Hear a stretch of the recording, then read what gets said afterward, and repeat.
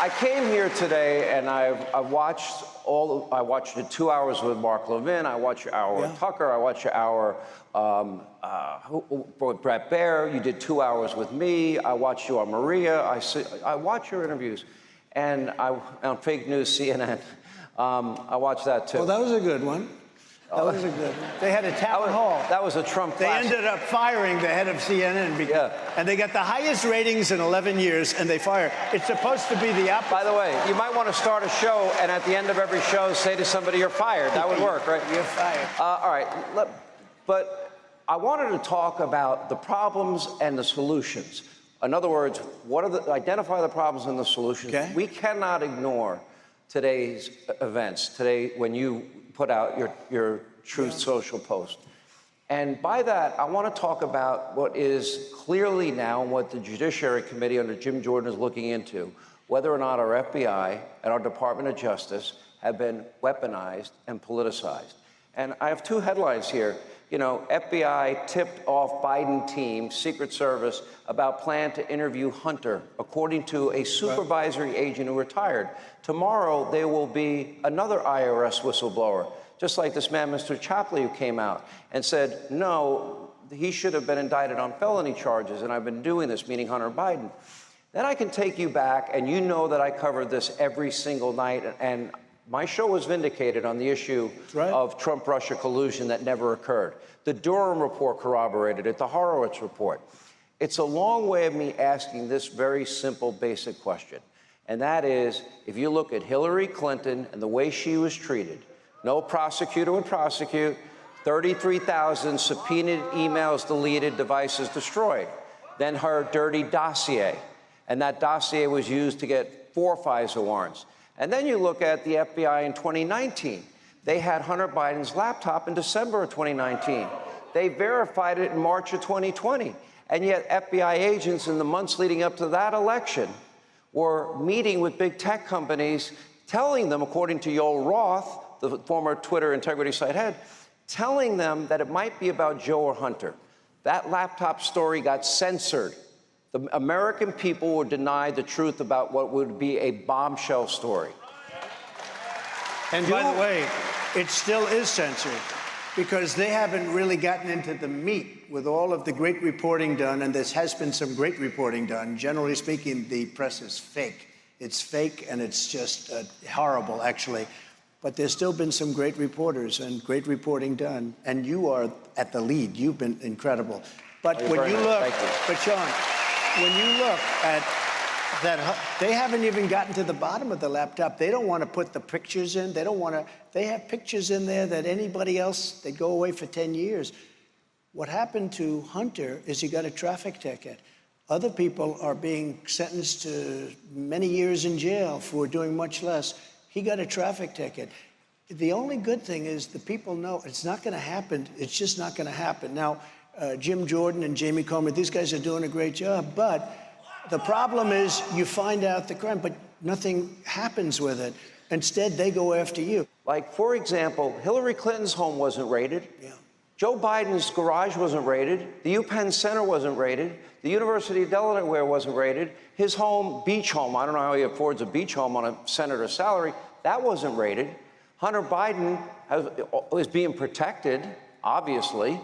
Cocaine in the White House, 10-day investigation. They literally interviewed nobody. Okay, investigation's over. Would that have happened in your White House? Well, listen to this. Even you mentioned the beach home. Well, the beach home had all these documents in it, right? It was by the Corvette. They're on the floor, classified documents. No, that's not the beach home. The beach home was another place they found. No, this is also the beach home. And they had the Corvette, where they had the Corvette. Yeah. And a tremendous amount of payment was made for that home by somebody to Joe Biden. And it was a big story for about one day, and then you don't hear about it anymore. It's incredible. But when you look at the documents all over the place, whatever happened to that one? They go after me on documents, and I have the Presidential Records Act, which is a big deal. And the Presidential Records Act is an act. Thank you. Why weren't their homes raided? They know better than anybody else. Why weren't their homes raided? Well, let me just tell you, I'm protected by Presidential Records Act, and they come up with this obscure, crazy theory, a madman theory. This guy is a deranged prosecutor who's had tremendous failures all over the place. He's a nasty, horrible human being. They come after me. Now, Biden has many thousands. I mean, he's got almost 2,000 boxes of documents. They can't get to him because the college or whatever that has him doesn't want to give him. And he probably told the college. But more importantly, China gives millions of dollars to UPenn. That's where he has some. He's got them all over the place. And maybe worst of all, he's got documents in Chinatown. Many, many documents, boxes of documents. You don't ever hear about this. All you hear about is Trump. And I'm totally covered by the Presidential Records Act and also by the Clinton socks case. You know what that is? That's where Clinton took out tapes in his socks and he put them in his drawer. And they sued him just on a very civil basis. And he ended up winning the lawsuit. And the judge said he can have whatever he wants. And that's called the Presidential Records Act. What about Sandy Berger shoving documents down his pants? Oh, there are many instances of it. But especially when you're president, and Joe Biden wasn't president. You're only covered by the Presidential Records Act if you're president.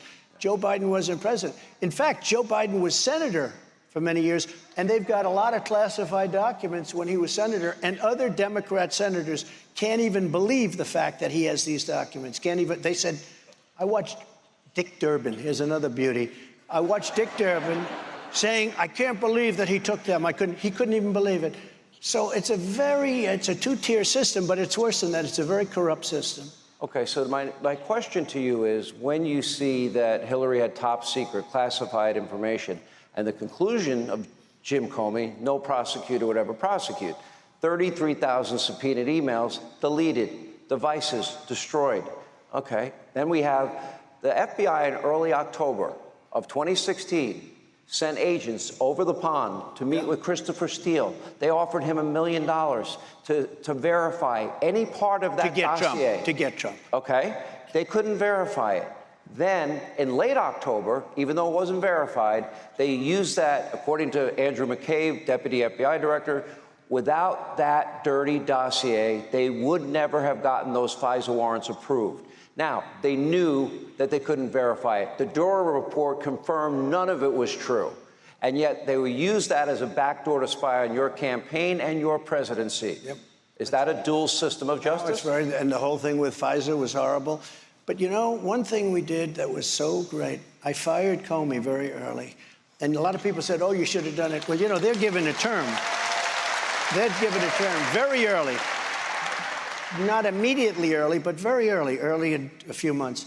And I got rid of this guy. And by doing that, it was like you threw a rock at a hornet's nest. The whole thing collapsed. You saw the love letters back and forth with the different people talking about the insurance policy. You know what the insurance policy, that was against me. That was how to If she, for some reason, loses, darling, we have an insurance policy. The insurance policy is they'll get me out. One way or the other, they'll get me out. Because you know what? This is 30, 35 years of being put into government. And you get there. And initially, I didn't know people in Washington. I was there 17 times in my entire life. I never stayed over before this. All of a sudden, I'm president of the United States. I relate, and we had tremendous people also. Don't forget, biggest tax cuts in history, biggest regulation cuts in history, rebuilt our military, took out ISIS, took out Soleimani, took out al-Baghdadi, the two biggest terrorists in the world. I mean, what we did was incredible. Strongest border we've ever had. Everything was good. No inflation. Best economy in history. We did all of this stuff. We had tremendous people. Look, they made a lot of money. Yeah. Sorry, we had tremendous people. But we also had some. You rely on others. You rely on people that you knew. You rely on other politicians to give you answers. And you find out that they are rhinos or they gave you bad advice. So we had some that weren't good. But when you think, Comey had a term. He had many years left in that term. I said, this guy's bad news. I realized it very early in the administration. I fired him. And it was wild. That's when we found out all of the corruption. Had I not fired Comey, you wouldn't know any of the things that you were talking about. You think they would have destroyed you? Well, they were trying to take me out. Yeah, they were trying to take me out. I mean, it was like a coup. It was like a coup. Had I not, you know, it's very interesting. Some people that are very smart, that you know very well, said when I did it, oh, that was a mistake, you're going to cause. Now they say it was the greatest instinctual move they've ever seen because Comey was a very bad guy And Comey led that group of thugs in there, and they were doing a number. It's very dishonest. It's years and years of putting in people, Democrats and rhinos and other people, but putting them into office. And we got rid of a lot of them, but we're going to get rid of a lot more, because you have some bad people. One more question on this. In the past, I think it's been a mistake. I'm like you. I think we should have paper ballots, same-day voting, make Election Day a national holiday, and have partisan observers in every precinct watching the voting and then watching the vote counting. And when the polls close, declare a winner, game over. Right. But that's not the system we have. Republicans have been reluctant and resistant towards early voting, mail-in voting, and they've also been resistant towards legal ballot harvesting, which Democrats have mastered, which is why they can hide in their basement, run hundreds of millions of dollars in ads, and never answer a press question or shake a hand or kiss a baby or do a town hall.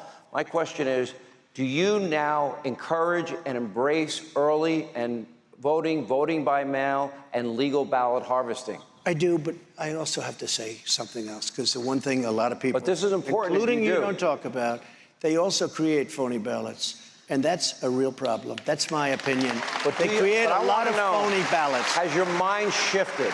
In other words, I think if Republicans start out Election Day down 200, 300, 500,000 votes, that becomes nearly impossible to catch up with. For some reason, Republicans always wanted to go out on Tuesday and they wanted to vote. And I respect that. I think it's great. And it would be great if we could get back to one day and all the things that you said, with one thing else. I agree with you. With voter ID. With voter ID. Because the Democrats don't want signature voter verification. How about this? They don't want voter ID because they want to cheat. They want to cheat. They don't want voter ID. Even the Democrats, regular Democrat people, want voter ID, but the leaders don't because they can't cheat. The one thing we have to be very careful of is phony ballots. Everything you say is great, but they create ballots. That's my opinion, and that's the opinion of a lot of people. Will you encourage your voters, based on the system we have, to go along with the system of early voting and voting by mail? Because I will. I think if you don't, it's a big mistake. No. I will, but those ballots get lost also, Sean. They send them in, and all of a sudden they're gone. Those ballots get lost also. The answer is I will, because you would like it. But you know what? Can I be honest? For me, okay. But I got to take a break. But Sean, a lot of bad things happen to those ballots also. They're sent in early, and all of a sudden, where are they? Look. We have very corrupt elections. We have no borders. If you don't have borders and if you don't have good elections, you don't have a country. And that's where we are. But I'm okay with it. By the end of